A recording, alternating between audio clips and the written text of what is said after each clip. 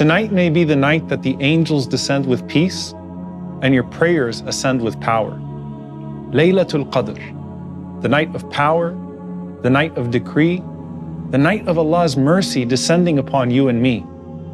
It's the night that is greater than 1,000 months, an entire lifetime.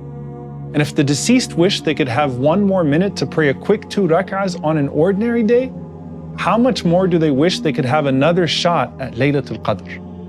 But you're still here, and many of them are depending on your du'as for them. But what does it look like on the other side of that barrier? One of the reasons for the name Laylatul Qadr is because the heavens are pushed to their qadr, to their full capacity. There's a traffic jam of angels going between the heavens that's so powerful, it could literally steal the light of the sun.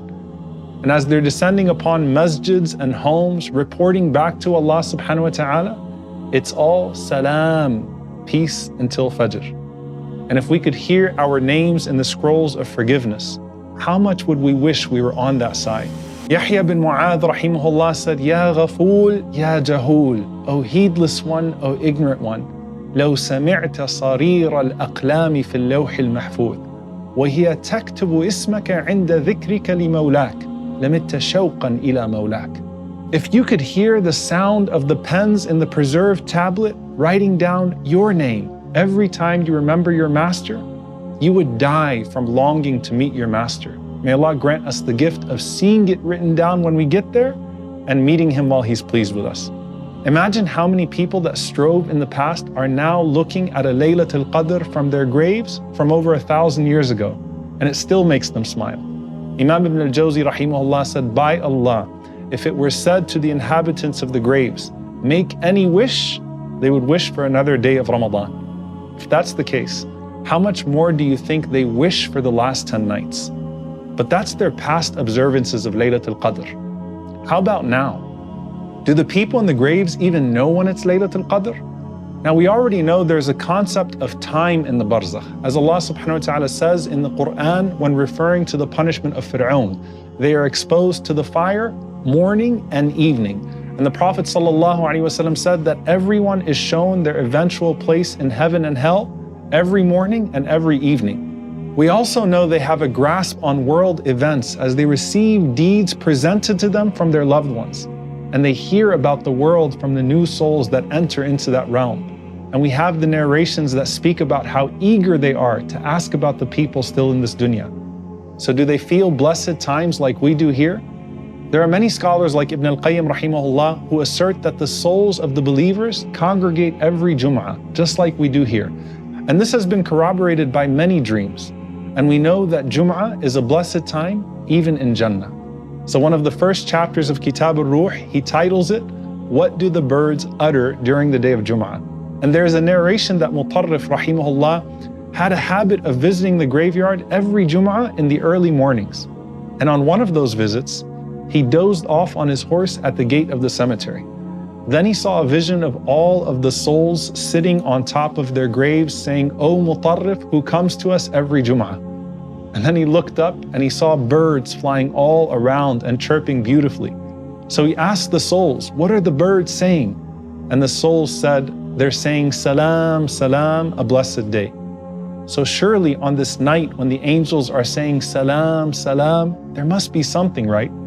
And Imam al-Dhahhak rahimahullah comments on the ayah, Salamun hiya hatta matla' al-fajr, by saying that Allah does not decree anything on this night except with salam, except with tranquility, and everything being free of harm. To the point that لا يحل لكوكب أن يرجم به فيها حتى تصبح, that even the comets and meteors are not allowed to pelt any of the shayateen until the morning.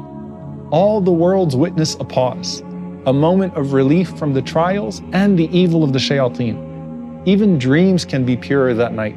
Abdullah ibn Abbas radiallahu anhuma says that the dream of Yusuf alayhi salam, where he saw the sun, the moon, and the stars prostrating to him, happened on Laylatul Qadr. So in the other realms, this has to be a night of blessing and relief, even if in ways we can't possibly grasp.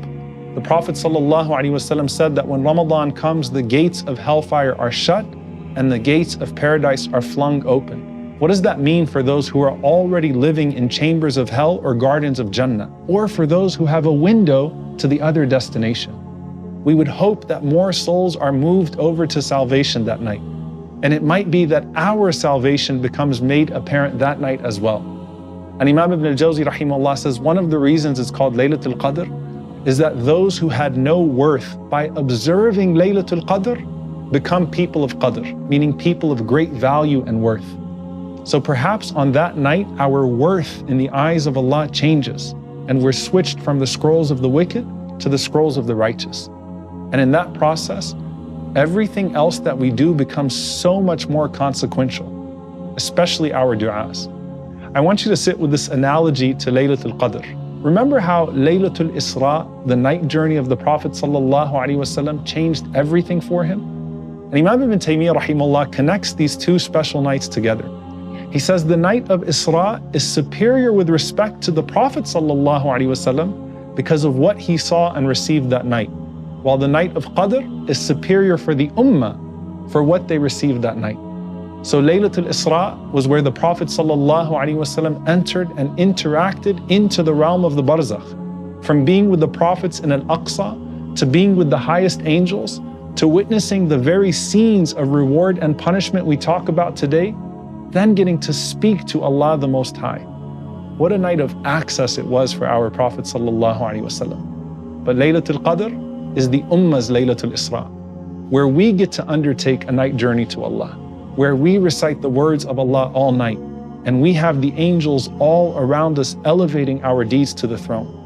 And just like the Prophet ﷺ interceded on behalf of all whom he loves on that night of Al-Isra, we intercede on behalf of all of our loved ones, dead or alive, on the night of Laylatul Qadr. Remember that father who told his son, "Don't stop sending your gifts to us in the form of dua"? He specifically said, "Oh my son, ask Allah to grant us al-afwa wal-ghufran, His pardon and His forgiveness."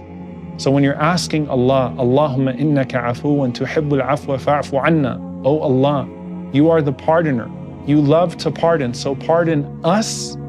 Make sure you're including them in that us part as well. And if this world is a stage and we're all performing in front of the unseen for unseen rewards of our own, Laylatul Qadr is the greatest night of them all. And how blessed when you get to see all of what it did for you and everyone else that you love in the barzakh.